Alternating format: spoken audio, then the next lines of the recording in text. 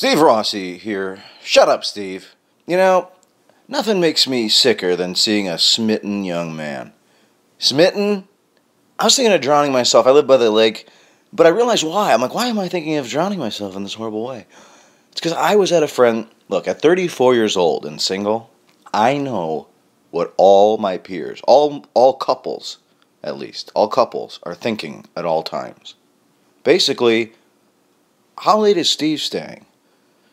Steve wouldn't have even fucking come here if he knew you'd gotten married. What are you talking about? See, this is it. It's like, it's not even the guy saying it. And I could like the guy's wife, too. Even though it gets a little tricky. But I can like the guy's wife.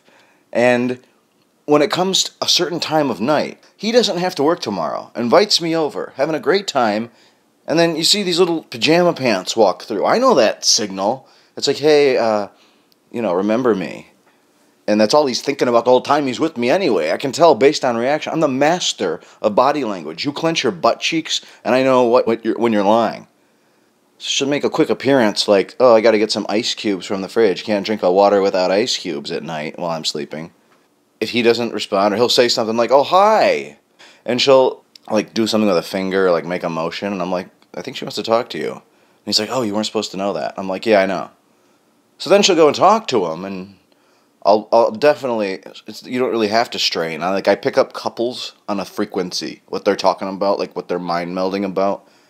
I was in this situation. I know this. I would have ruined my life if I had married the person I thought I loved. This girl loved me, though. God, she's like married now. This girl, Natalie, she married a guy with a clay face. And one of the, I haven't seen him nude, but I guarantee he's got these little fat legs that have no bend marks in them. They're just like a dough leg. You know, at the time it was hard, but you see after, oh my God, I would have ruined my life, my sex life, my dreams, I would have ruined everything. Just for the sake of, I'll always be true, spend my days pitching woo to you.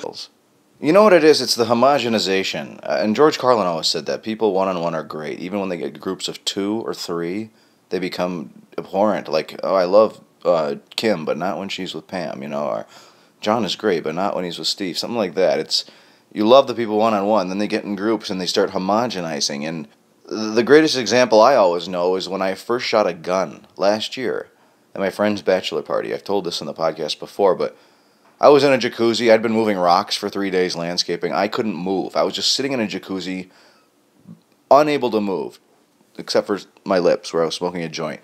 So I got out. They made me get out. They wanted me to shoot a gun. I never shot a gun before. I didn't want to. They made me. I said, go put some clothes on. I said, no. If I'm going to shoot the gun, just hand it to me and I'll shoot the fucking gun at the disc you're throwing.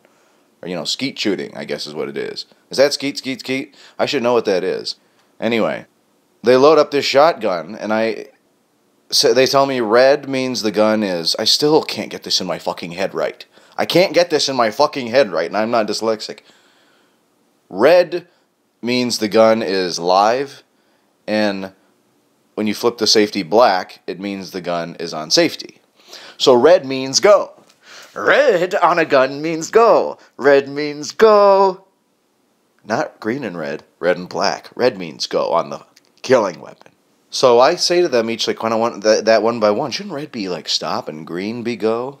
Green is fire, red shouldn't mean fire. And I could see in each one of their eyes they wanted to agree with me. They almost did. Each one of their mouths cringed a little bit to like almost accept that idea.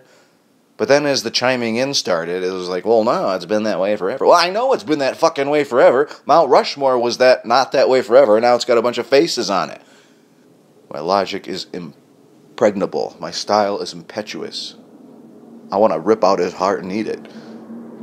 I did tonight when he's like, because he wanted to keep hanging out, my friend. He's like, what do you even say? I want to get this right, too. With that fucking plane flying over me. What a wonderful podcast here at the F-41 bomber site. You ever heard Dennis Rabbit and his podcasts throughout like Vietnam, the underground shit? Pretty cool.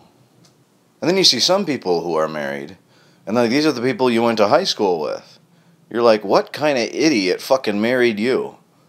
You see these people, you're like, really? This is the guy that ended up being attracted to you? We're all just like these people. Why do we have to get in groups of 2? We should all be people. We would think independently. We would achieve our goals more, I think we would have less expectation from the world. Someone said, happiness is life minus expectations. I like that quote. But a lot of times it's expectations of others and not even our own. And, when you're a child, that's okay. But if you're an adult and your, wife or girlfriend is bothering you for even a day, why would you ever stay? Why would you ever... That's the whole point of why would you get married?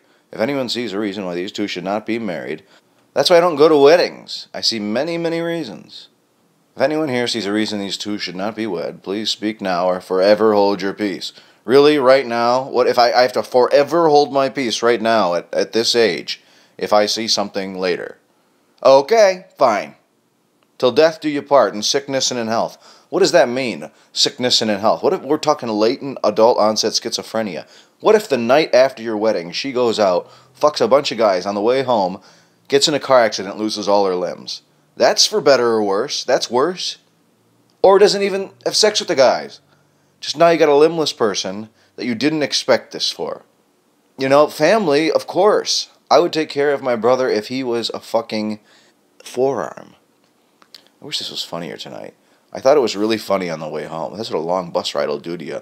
I think people saw smoke coming out of my ears, and by now it's gotten to this point where it's not that funny.